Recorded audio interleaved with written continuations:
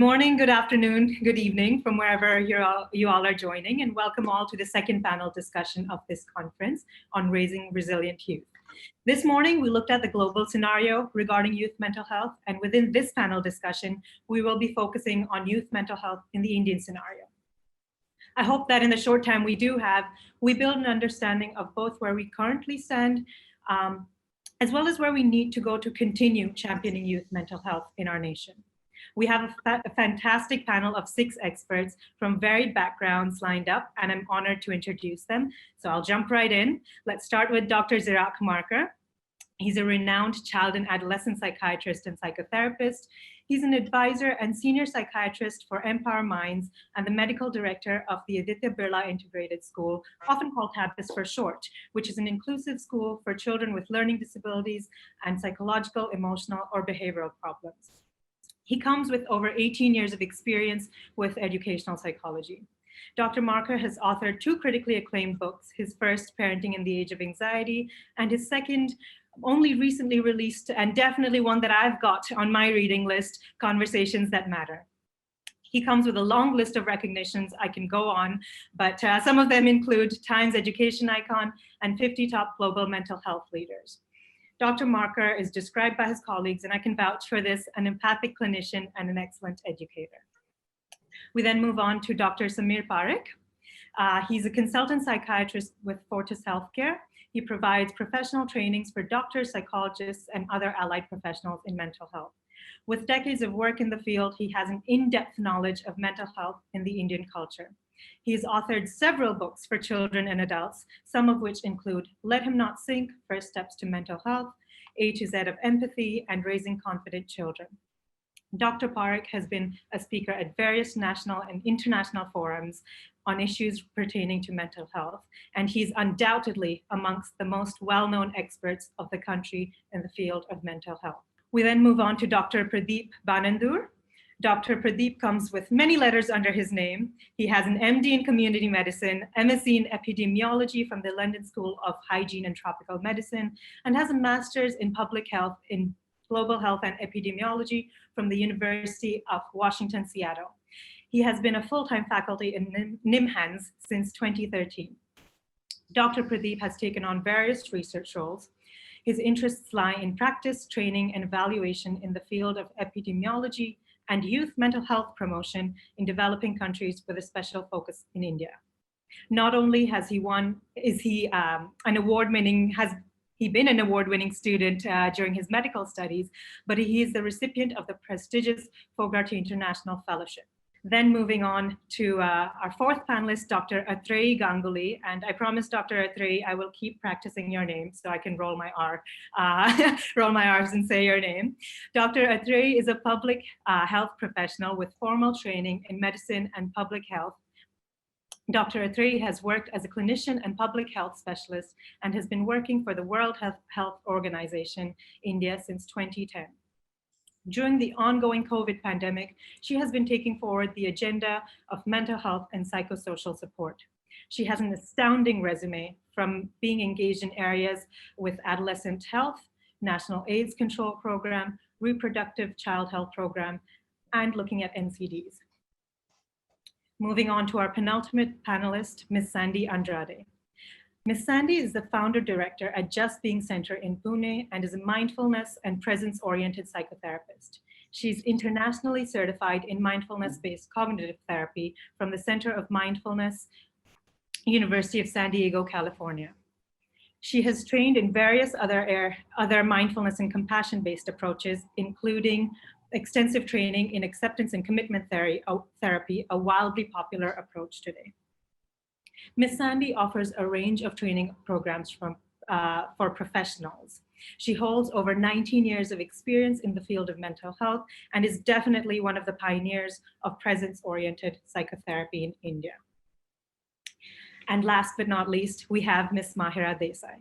She wears many hats, from being a clinical psychologist, medical researcher, site manager of clinical research at the Jaslok Hospital and Research Center, Mumbai, and is visiting faculty at the Department of Psychology at the SNDT Women's University in Mumbai.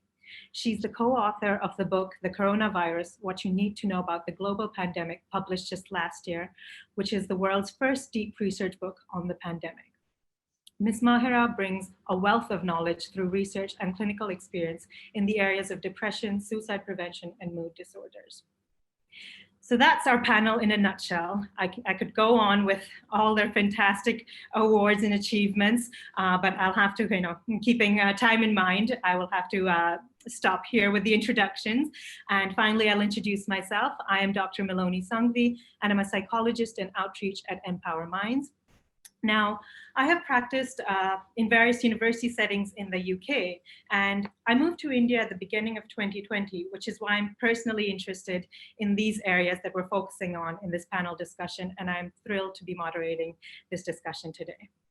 So just a quick note before we get started with the questions, that we will try to take in questions, but again, being mindful of time, we may have to come to these at a later point in the conference.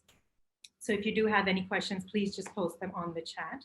And I do apologize in advance to the panelists that if I do cut you in, it is just keeping the time in mind. So we'll start, with Dr. Samir Parikh.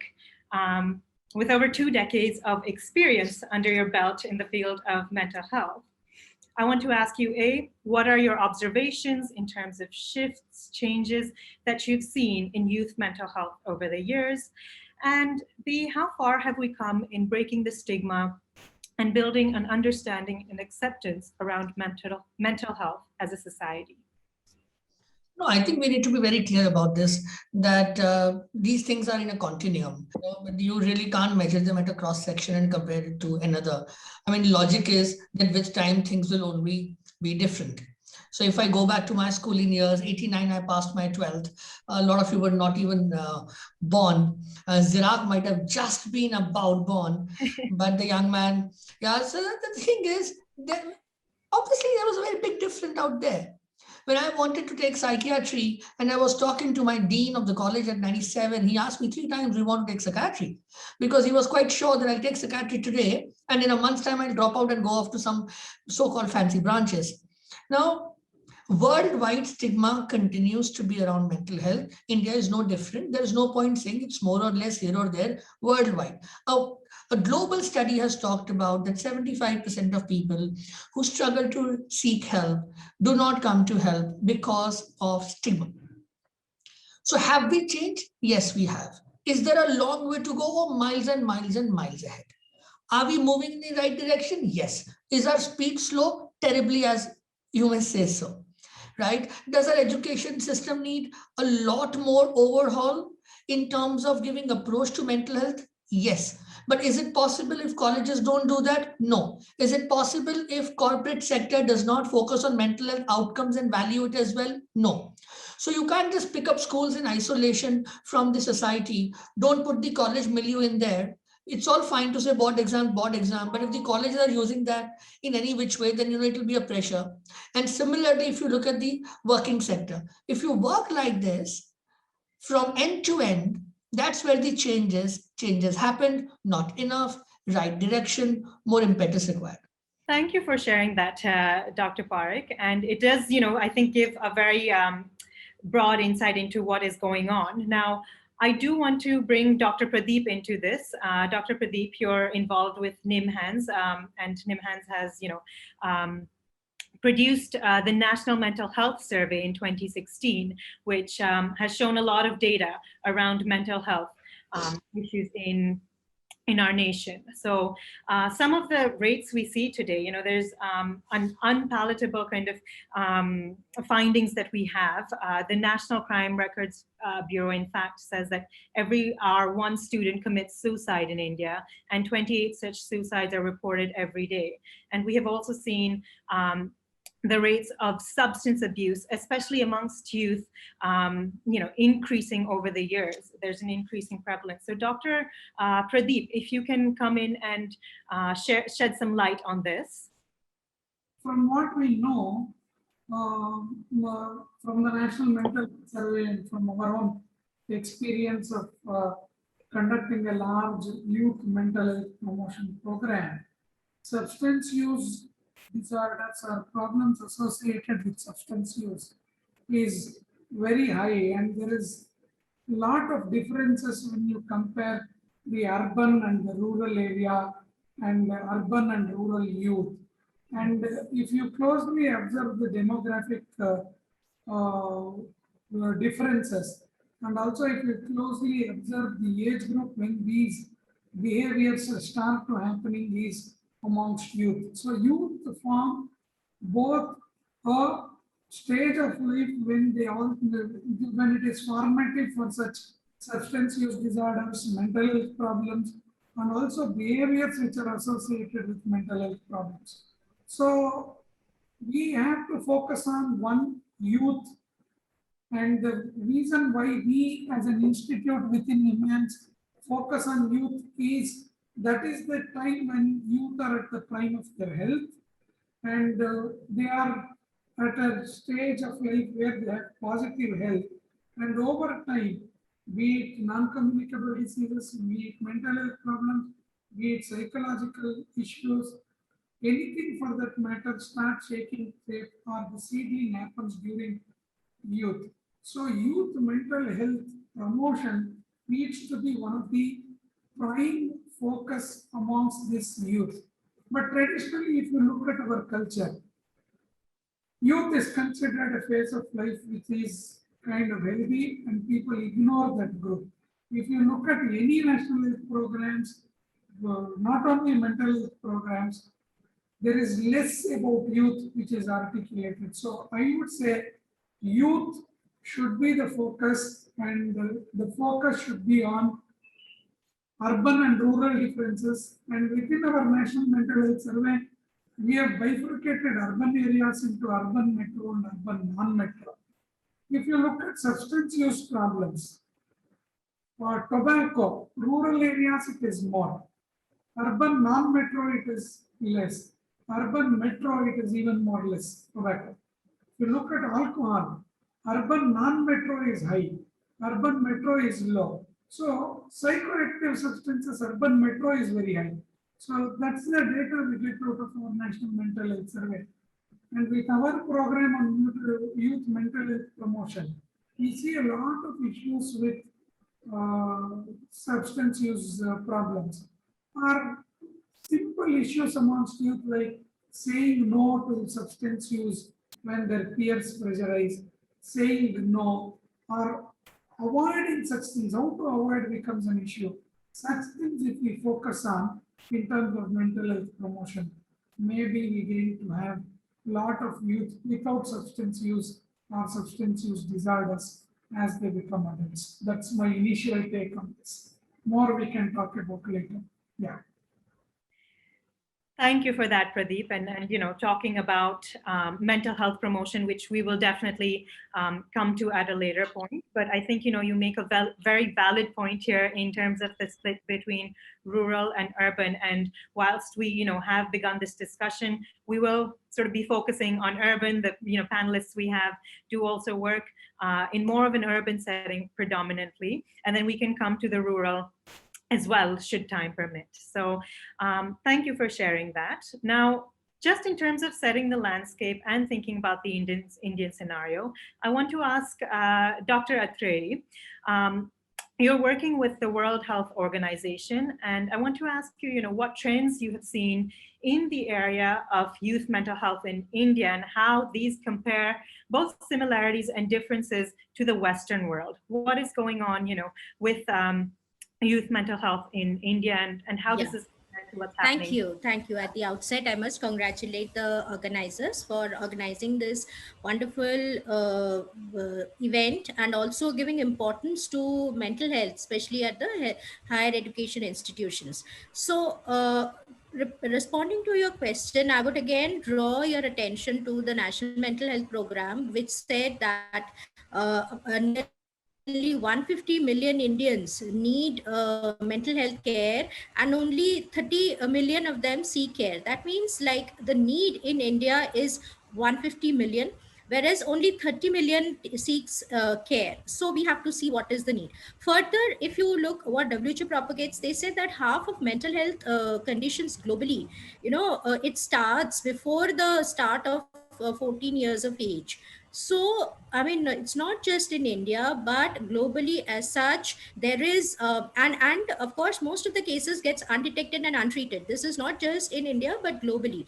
And correct me wrong, even you have been practicing in the West. Mental health, it has a stigma, be it, in India, be it in Africa, be it in United States, wherever, in US, America. So this is a stigma, and especially people try to hide it, and they feel that it's a social issue. They would even go to the religious places, seek blessings, and that's how it gets flared up. And when they land up at the institutions for care, then it is at a very advanced stage, and then the prognosis of the disease has already been has taken a negative turn.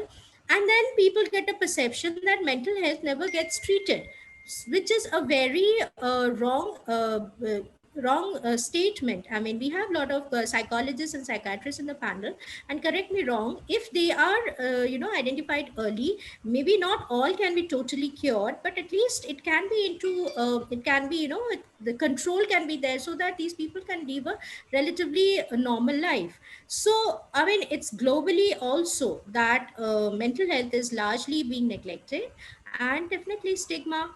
And with stigma, people don't access the care available, and it's a it's a vicious cycle starts.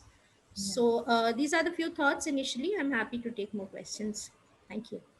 Okay. Thank you, Dr. Atrey. That's very insightful. And I think what you've mentioned here about early intervention is something I definitely want to focus on. I think, what you're also saying is that, yes, there's the stigma. And as, Dr. Parikh said earlier, we have come a long way, but we have a long way to go. And stigma is part of that, part of our work here as well. Now, coming to early intervention, which Dr. Anupam and Dr. Sherry also alluded to in the previous panel, is that yes, we can really make use of early intervention. Now, I want to direct the next question to Dr. Zirak Marker, who has experience as an educator. So I want to, kind of think about, despite the high incidence of mental health amongst youths, traditional schooling does not have mental health education as part of its curriculum. But you have been a pioneer in developing a mental health curriculum called Minds Matter, which has been successfully implemented into schools around Mumbai. So I wanted to ask you here, can you please share, first of all, briefly encapsulate the features of this curriculum and how it begins to address, and fill the gap that we have been talking about? Sure. Thanks, Meloni. So you're right. I mean, the whole concept of Minds Matter, a curriculum, right, was brought forth years back, actually, when we realized that, like as everyone's already discussed, whether it's the taboo or the social stigma against reaching out for help. And another WHO statistic which also mentions that by the time you identify even sometimes early warning signs of mental health concerns in children, and by the time they actually reach the intervention or treatment phase, it's 8 to 10 years. Imagine 8 to 10 years, right? And with the knowledge that every or most, mental health concerns or disorders start from childhood and adolescence, right? So the key focus was early intervention. And I truly believe that with awareness and knowledge that you start, it kind of leads a trend towards what we call as early intervention, which then leads to prevention, yes, but also effective treatments and recovery outcomes. And that's with even medical concerns, right? Even something like cancer, the earlier you intervene, the better the prognosis and the treatment outcomes. So it's the same with mental health. And I truly believe that it starts with, building up awareness and knowledge right from an early onset. I mean, we focus so much on success, intrinsic and extrinsic motivation, marks, and how to achieve things in life which are more or less academic driven whilst we're all going through schools. But we've forgotten how to educate our children's hearts. And I think the focus of mental health is a spectrum. It's not just talking about depression and schizophrenia and suicide. but it's also talking about the whole emotional and psychological well-being of an individual. I mean, if you think about our school days and even current school kids, right? Everyone talks about success, like I said. Whoever talks or trains our children to talk about, say, subjects like the importance of failure, or how to deal and cope with failure, and how failure is part of each one's life. Who talks about thought management, dealing with actual healthy coping mechanisms during stress, boundaries, sexual harassment, or dealing with sexuality based issues with children, talking about the true aspect of balance, which we're all dealing with in this pandemic since a year, and so many other such relevant topics which is dealing with bullying, social media, safety, and I can go on with that. And that's what we try to encompass through Minds Matter. And the idea is, and it has to be with any and every educational institute, if you're addressing mental health, it cannot be just 1 and 3 and 4 workshops in a year. And I truly believe it's fine. You reduce one history chapter, one history subject or geography subject in a week, but you have to have mental health and school counselors or school psychologists coming into the classrooms. So we've propagated actually demarcating time, where we've created an entire syllabus and a curriculum from grades 1 to grades 12, which incorporates mental health and interweaving it into the school's curriculum to make it effective. And it's a whole school approach. It has to be experiential. You have to start normalizing, right? Even in the past, it was taught to us as therapists that don't share and don't talk about suicide to kids. You're implanting ideas in their minds. Why? In fact, Australian research through the Youth Mental Health First Aid Program says that if you actually normalize these conversations and talk about things like this, you may actually help preventing a suicide attempt or preventing someone from losing their life. So we do not have to fear talking about concepts like this. We need to normalize conversations. We need to create environments within institutes which are non-judgmental, non-biased, so that all these conversations can be normalized. So that's what Minds Matter is about. And of course, the 25 schools currently in the country who's implemented it successfully. And it's a real mission for me to have this going, because I feel every school needs to talk about this. Every child needs to hear about this. And the lastly, I just want to say that sometimes we as parents also sometimes, struggle imparting this kind of correct age appropriate knowledge to our kids. And that's what we need to start as a movement to propagate more mental health awareness for our youth. Thank you. Thank you, Dr. Maka. That was very beautifully described. And, I think some of the points you highlighted are so important in terms of the consistency and continuity. It is spread across the years rather than those workshops that happen once in a while and are forgotten. It's sort of continuing to stay immersed in it. I really liked the analogy you used here, in the medical analogy, saying with cancer, you have early intervention. A lot of times I find that even when I'm working with my clients, really giving an example, an analogy, medical analogy, really helps understand the necessity of it. So yeah, I really appreciated that. And I think what you're saying is absolutely right, that we are equipping them with an emotional vocabulary so they can talk about these things. So thank you for sharing that. Now I want to bring Ms. Sandy into this conversation. Ms. Sandy, you, in fact, when we had a conversation, you informed me that you had worked in a school context as a counselor, and now your predominant work is actually currently with adults, and you are involved in training adults such as educators to better support students. So can you share how you came about working at the systemic level and what such a training entails, whether it's with teachers, educators, or parents? Yeah, thanks, Meloni. And so, there is the work that is relevant to do directly with children, to also establish listening spaces for them, establishing systems for them where they are heard, where they are seen, where they can share what is their internal experience. But at the same time, there is a need to work with the adults around them, right? So working with the teachers, working with the parents, working with their entire ecosystem. And along the years, a lot of my work has really shifted to addressing who the parent is as a person, not just in relation to, okay, this is what you do with the child, this is how you help the child, but what is it that comes up for you? What is it that comes up for you as the teacher, as the adult, in relationship to what you're experiencing and how you're experiencing what the child is sharing with you or what you're observing? And to be able to see that, to hold space for that within yourself, for what is going on within you, and then be able to relate or to speak with the child or to do what is best for the child. And a lot of this is driven by creating this awareness, looking after the well being of the adults involved through maybe the mindfulness practices that we bring in, through bringing in the presence, the importance of the presence of the teacher, the presence of the parent.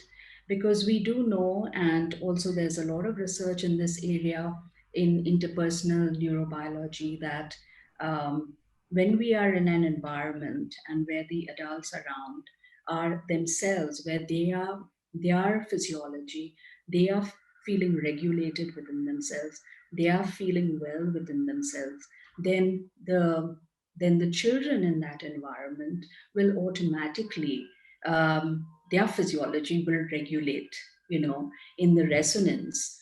It will sing and it will regulate.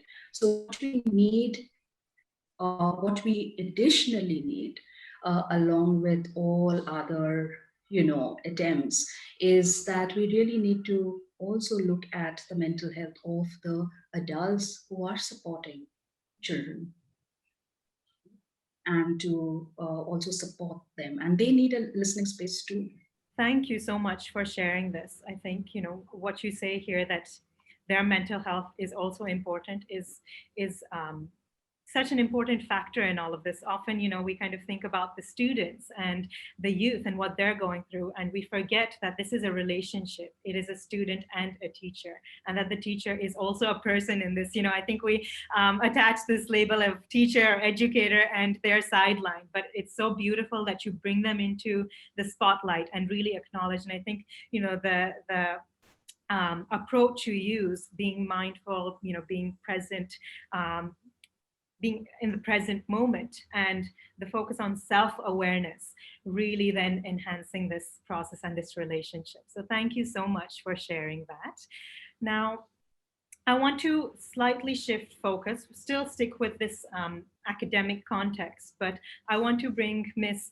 Mahira into this conversation. And when you and I were talking, Ms. Mahira, you had informed me that you worked at St. Xavier's College Counseling Center as a university counselor with youths for around 3 to 4 years. And in fact, St. Xavier's College was one of the first higher education institutions to have a counseling center, which is something to celebrate in itself.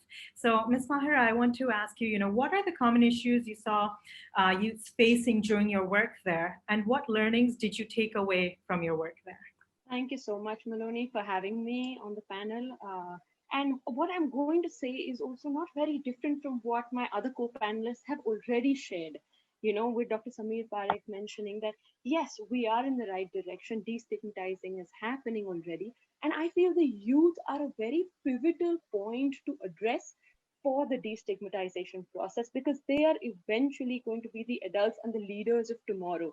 And if the mindset change can happen at that level, with that openness, you're creating a far more secure and open society later on. So just to share back with Xavier's and my experience there, I have also been very fortunate to study there. And so I will share my experiences even as a part of a student, because I feel that it really helped build the culture for the openness and approachability. So I remember even in 11th grade and 12th grade, we had a subject which I know not many colleges do, and I think Symbiosis seems to be taking a headway there, was on physical health and values. So we had our college counselor who would come once a week, give us classes, much in line with what Zirak Marker is mentioning about a regular program for openness. And while we are looking at that, because they created such an open environment, even in programs like social involvement, which are present today, if we can include the youth to participate in their own resilience building, they can feel a lot more empowered, a lot more aware. We at Xavier's found students coming in for a range and host of problems, beginning from academic pressures, which were really high, regular issues of family problems, peer pressure. Well, we even found surprisingly students coming with a lot of existential concerns, because I think in today's urban society they're trying to find their place and their mark in the world, and which we thought was very interesting. We did have those with clinical concerns like anxiety, depression, which were far severe. They were referred out. And I feel that the openness that we had, like I will share one example, and I thought that was a beautiful case. We had someone who came in and they said, you know what, my very dear friend lost their grandparent and I don't know how to handle it. So can you help me as a counselor on how I can help my friend most appropriately? And I thought that was beautiful. And that was the true representation that, okay, today the barriers of stigma that we have been battling are breaking down. And that openness is getting created. So that I feel was the biggest learning that I went away with, that if we create the right environment where students can engage in their own resilience building, that provides a great platform moving forward. Because to just resonate again with what Dr. Atrey was saying, that there is a big mental health professionals dearth in the country. There is no doubt.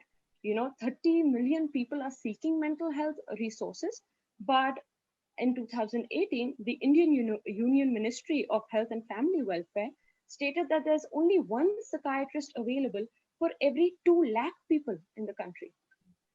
That's astonishing. So we need to prevent and have as many implementation and interventions in place beforehand, so that people do not reach the stage where they may need the mental health professional services to begin with. And I feel youth programs within a college campus just takes us towards that direction. Okay, thank you for sharing that. I think, that and sharing that beautiful example, which, helps explain the need for these support programs within higher education contexts. I also admired, you sharing your own experience and acknowledging the fact that it was a privilege to have, a subject that focused on these issues. And I think that is, definitely something we have to work towards in building more of these support systems in educational contexts. Now, staying with you, Ms. Mahira, I want to ask you, because you do have a clinical practice and we've talked about this, I wanted to ask you what shifts you've seen in youth's mental health from pre-pandemic to the post-pandemic environment, bringing into the current context that we have, that we're in the midst of an ongoing pandemic. And what issues became more prominent for you amongst the youth? Okay, so thank you for that question. So also, and I will not only share my clinical experience, I will also be sharing some research, because in context of the book that we have written on the pandemic, there has been extensive research done on the impact to mental health of youth and adults of all ages. So, and in that sense, I feel the pandemic has done a great job, as unfortunate and with all the losses, let's count the good things that have come out of it, is there's been a lot of discussion about mental health and a lot of openness about mental health.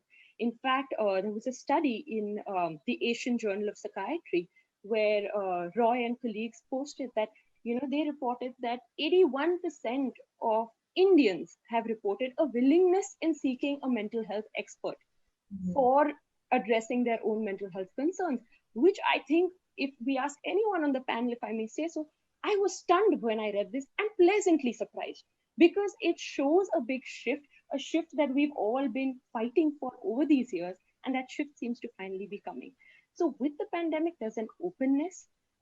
In terms of the youth, I feel they've also been somewhere ignored through this pandemic, because with the adults shouldering a lot of responsibilities of increased home chores, of financial burden, somewhere they've had too many hats to wear altogether, especially in the urban centers, much lesser of help and assistance that we are used to within our daily lives.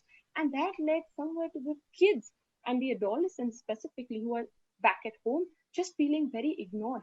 No going to school, complete for a lockdown for the longest time, no communication, and a lot of concentration issues started to emerge. A lot more screen time has become a concern, and now the screen time becomes a very different battle from the one that it was earlier, because now it's not just gaming, now even education happens over the screen. So that's been a concern. And one that I would particularly notice and I would like to highlight is that of social isolation, because at that age of adolescence, their peer group, that support structure is so integral for them. And not being able to physically meet with their friends has created a very, very big impact. Just to give context, social isolation itself increases the risk of mortality by 26%. We think, oh, social isolation in a collectivistic culture like ours, it's never been a concern that we've had to deal with before. But now with the pandemic, now with at least some parts of the country going into major lockdowns, schools shutting down again, this becomes a concern that we need to address, because a 26% increased risk of mortality is about the equivalent of the risk that is added by smoking 15 cigarettes a day. So just to give context, this is a real concern we need to address. And I feel due to reduced physical activity, erratic routines, sleep disruptions, there is a lot more that is going off with the youth's resilience today that we can address and need to look into. And I think even yoga in the session that was prior can be one of a part of that solution in taking this resilience, increasing it so that they can cope better with the circumstances. Thank you so much for all that information. I think one thing, yes, it was really shocking to hear that rate, striking to hear that there's an increase by 26%. And, thank you for speaking to the lifestyle factors as well. Now, you mentioned that the adolescents, the youth have kind of been ignored. So I do want to bring them into the spotlight in terms of, talking about the pandemic. And I want to bring Dr. Atrey back into conversation. So the World Health Organization defines health as a state of complete physical, mental, and social well-being, and not merely absence of disease. So keeping this definition and the biopsychosocial model in mind, I want you to, add to what Ms. Mahira has said in terms of how have lifestyle choices and shifts we've been forced to make during this pandemic impacted on youth's well-being. What have you found in the research, and what have you in your response to COVID? Thank you for the question. And I think it's very important that we at this forum, we need to understand how mental health has been a concern with the youth, but now with the COVID-19 and the limitations primarily for health reasons, what have they caused? As shared by Ms. Desai, definitely schools have been shut.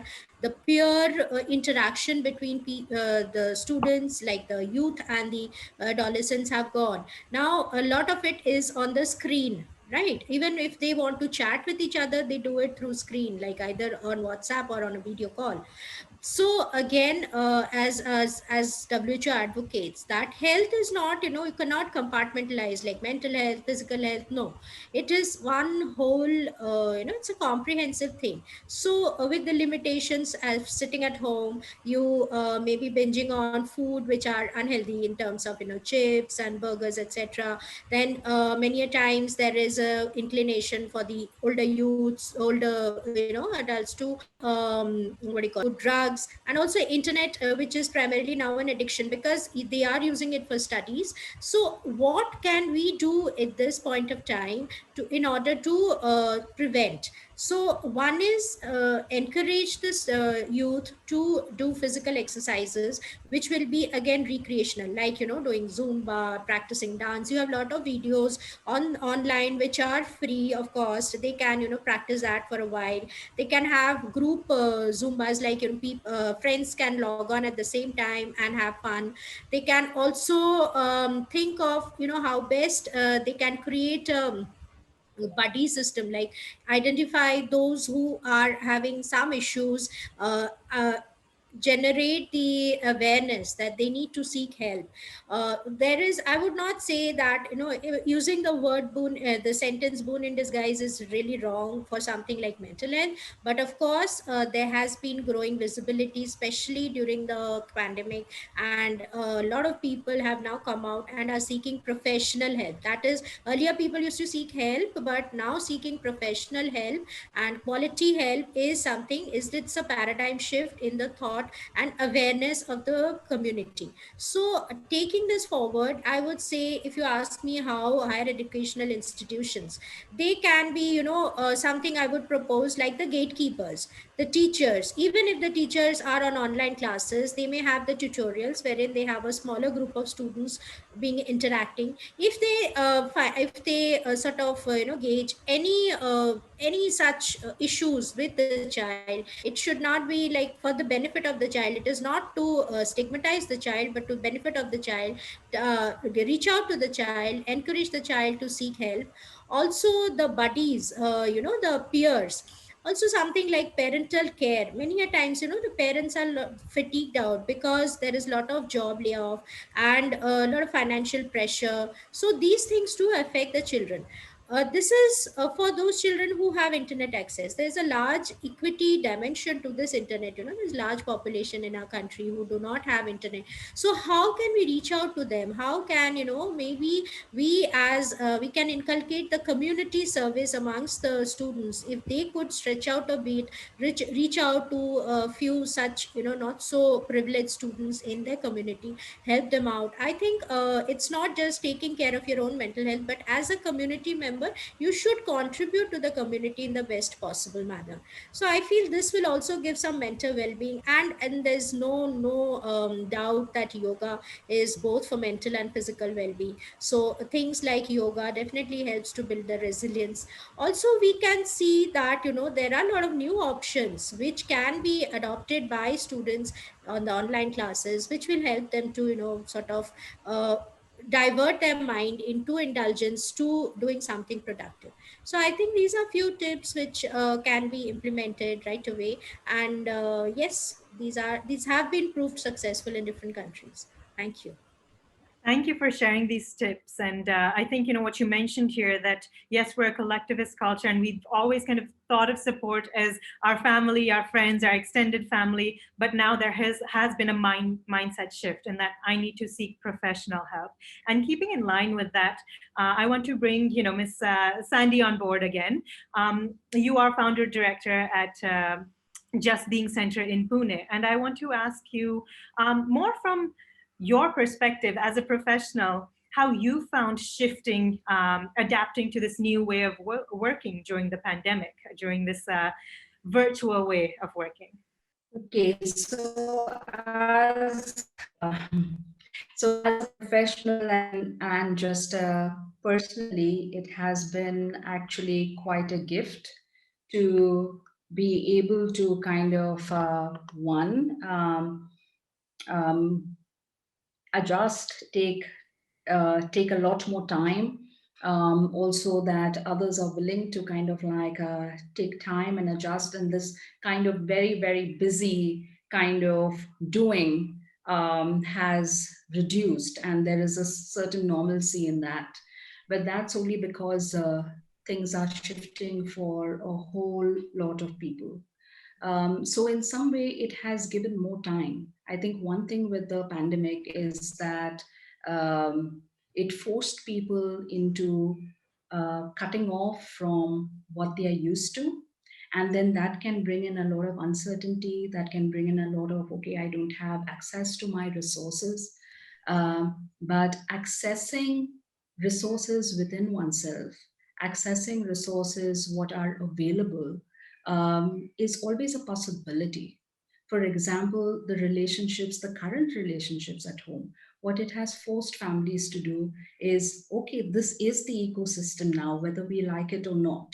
We are forced to be together. And what is the quality of those relationships?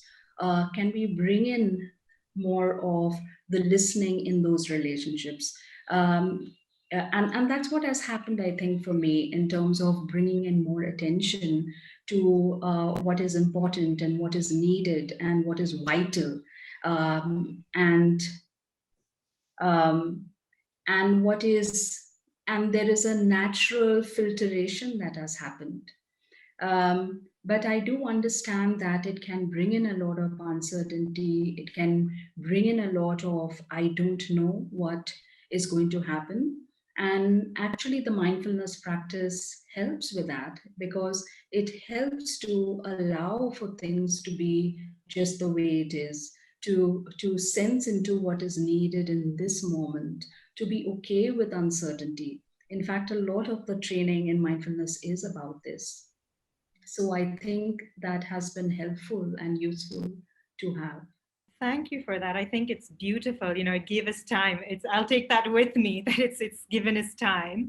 I think what we're also speaking to here is that we can't avoid, whereas previously we could just step out of the house and avoid the situation and avoid the conflict. We've been faced with, having to confront it and having to discuss it and understand each other as well as ourselves. So thank you for sharing that. Now, we're talking about, the mental health issues that have come up due to this pandemic, and talking about adapting to the pandemic and the emotional and psychological challenges of this.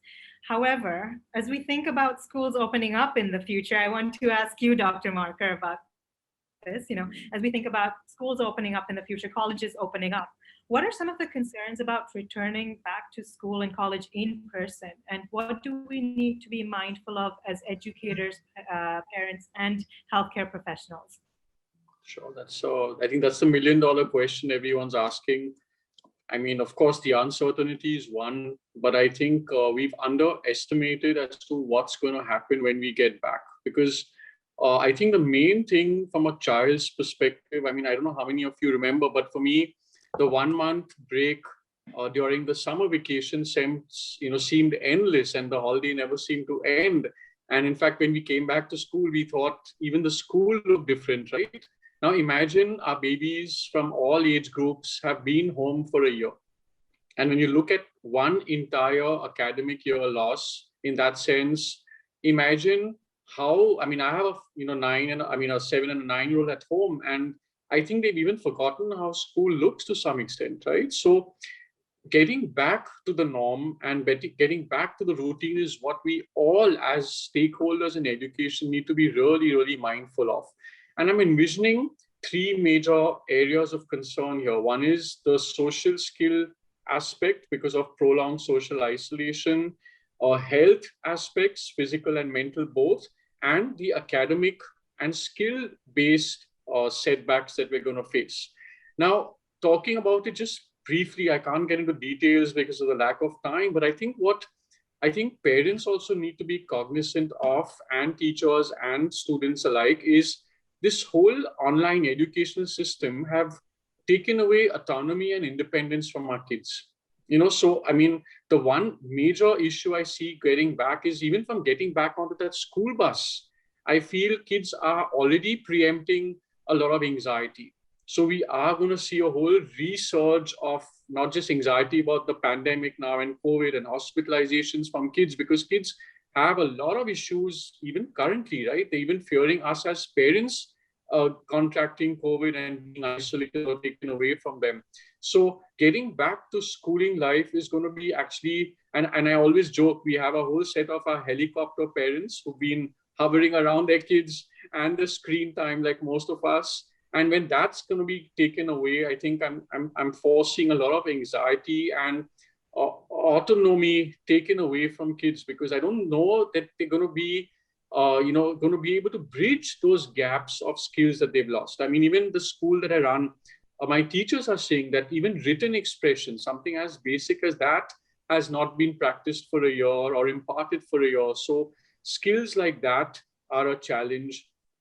The second is, I think every student is going to face a sensory overload from tactile, right? If you think about schools and classrooms, they're noisy, crowded places, right? And here, for a year, our kids have had the silence of, being online, the beauty of muting. In fact, my teachers joke that we love sending the kids off onto a waiting room if they've misbehaved, or just muting off a kid who's going on asking questions and things like that. Whereas our kids are going to be bombarded back with the sensory overload. Like I said, right from getting back onto a noisy school bus to entering a school environment, classrooms, lunch breaks, all of that, right? Or like all of us have said, there's been a whole imbalance with sleep, with hygiene routines, time management, organization skills, timetabling, and the whole balance of working from home and professional aspects.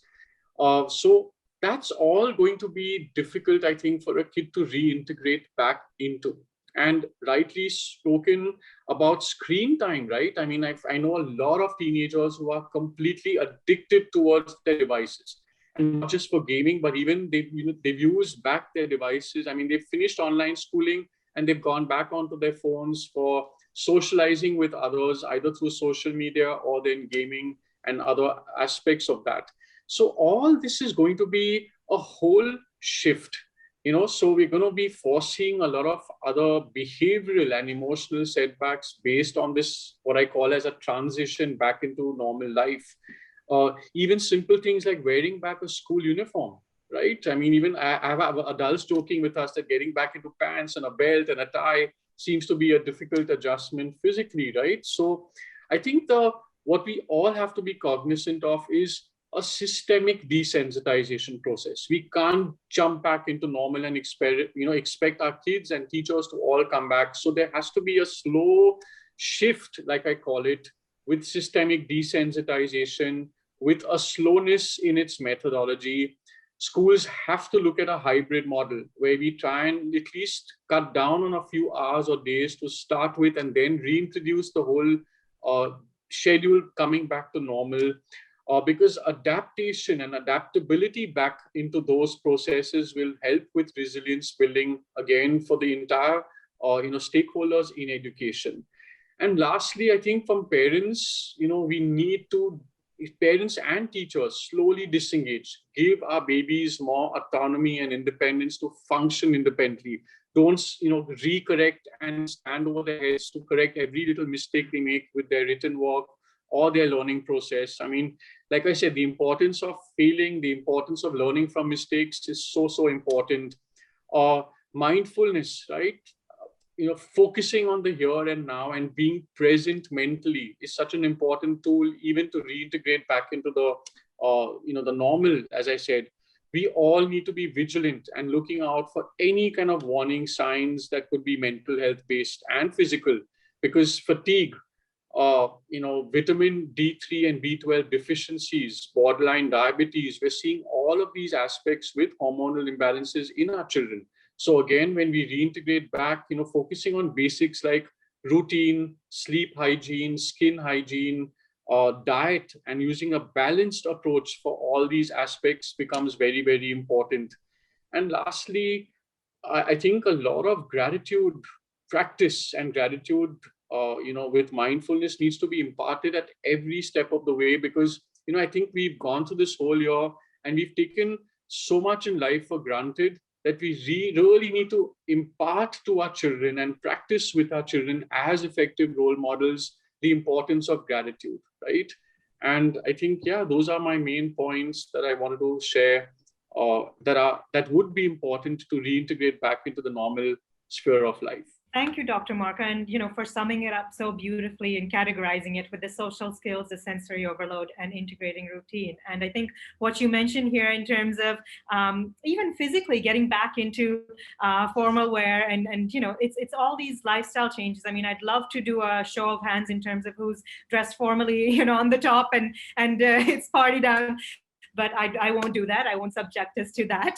Now, I'm mindful of time, so I do just want two more questions and briefly, first with Dr. Pradeep.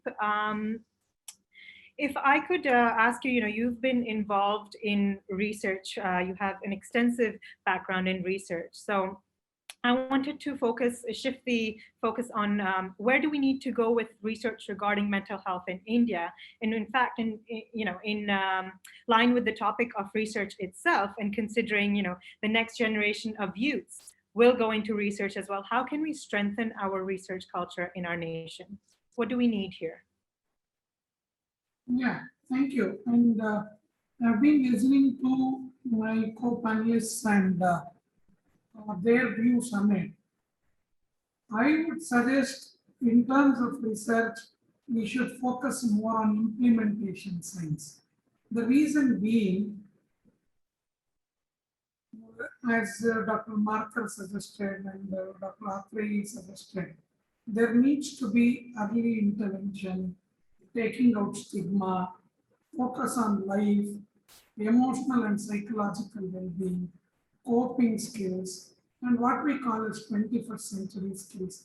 Maybe looking at standard care models or standard intervention models is something which we have to look at. And we should go more into implementation science or implementation research rather than doing a research and then getting into practice. So we have this large no-do gap, as we say, because the research has been done today and the implementation takes a lot of time. So, and there was some talk about experiential learning and things like that, which could be incorporated into educational system. If we look at our youth, we had a huge connect with nature. Most of us had exposure to rural areas.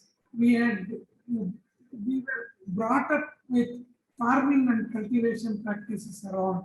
Forest was close by. We knew what things were.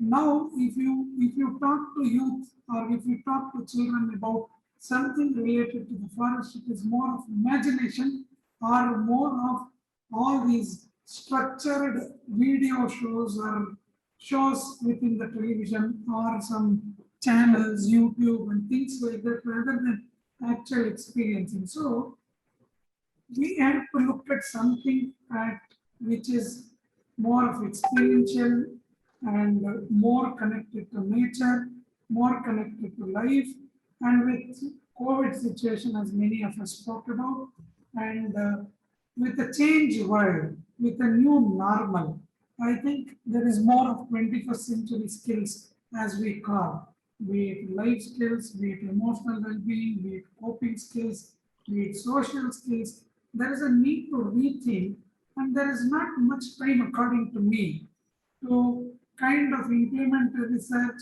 get an inference out of it, and then talk to people to implement it.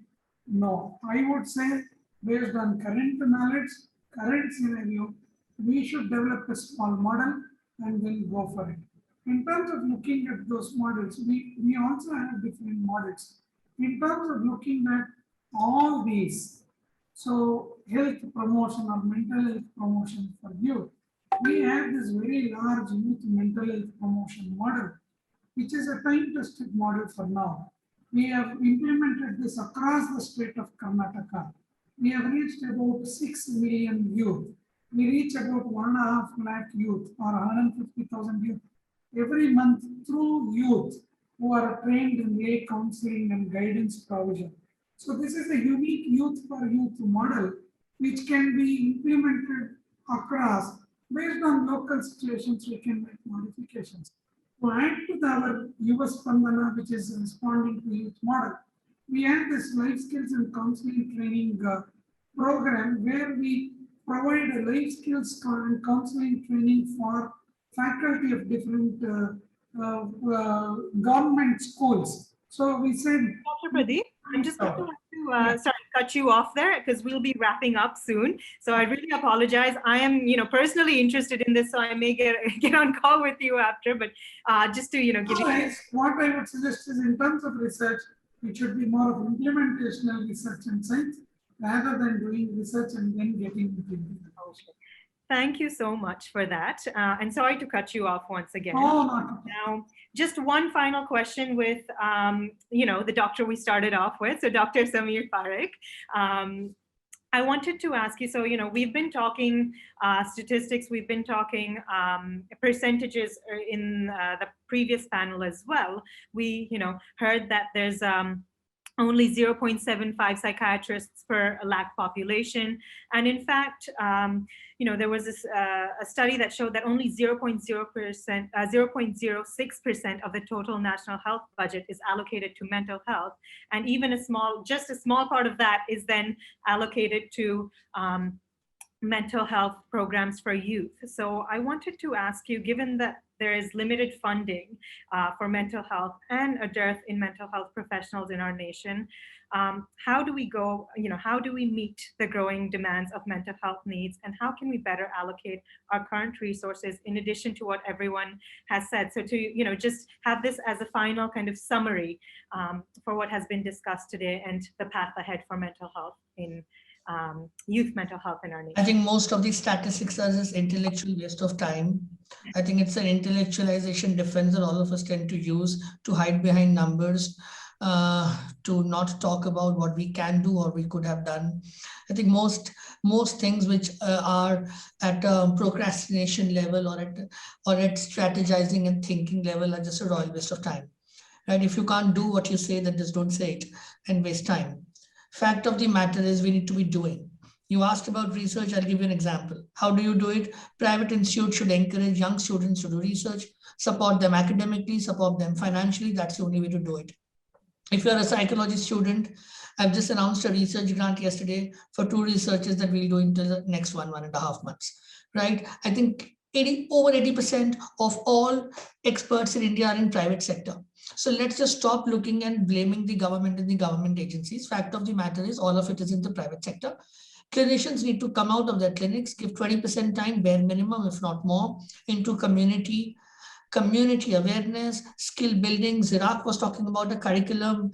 We've been talking about a curriculum, with Macmillan, our curriculum is there in a few countries and a few hundred schools that we've brought in. All of us need to be doing it. Zirak comes from a private background, so do I, right? All of the initiatives I'm talking about, we don't charge for it, neither does Zirak, right? When it comes to the work that we've been doing in school. The fact is, if we do not start working, expertization, just don't bother about how many psychiatrists there are. Psychiatrists is not a solution to mental health. Neither are clinical psychologists. Let's not just think that experts are the only solution to mental health. 100 years down the lane, this number is not going to be fine. You will never have enough psychiatrists to be able to manage population. What are we even talking about? And worldwide, that's the issue. In our population, it might be a bit more of an issue. So what do? You focus on solution, implementable solutions. Clinicians need to come out of the clinical chambers and start working. Today, you have the advantage of digital. I don't think that the digital spectrum is a problem. I think it's a solution. It's the only way in India you can create an outreach, right? I don't think children are struggling as much as most people like to believe it. I think children have been the strongest pillars of the experience. And I completely disagree to anybody who wants to believe that COVID brought anything good in our lives, right? COVID is terrible. It's just taken lives away. And for us to even believe that COVID brought mental health to the picture, so sad for humanity, right? You don't bring something prioritized, as prioritizable as mental health, into the picture on dead bodies of millions of people, right? That's not how life works. You want to prioritize mental health, you prioritize because 1 in 5 people in the world will suffer from a mental ailment, like it or not. Single largest illness in the world is depression, right? Suicide is the biggest cause of death between 15 to 29 population. That's about it. You don't need more. Implementation starting from schools, college, corporate sector, and that's how it needs to work. And CSR, there's so much CSR out there happening. It's not very difficult to put some of it into mental health. So if our will is there, if our intent is there, if our compassion is there, all these other jargon that we talk about and these, these graphs and all that we do, I just feel lost there. I think if you can't implement something and bring an impactable change, just don't talk about it.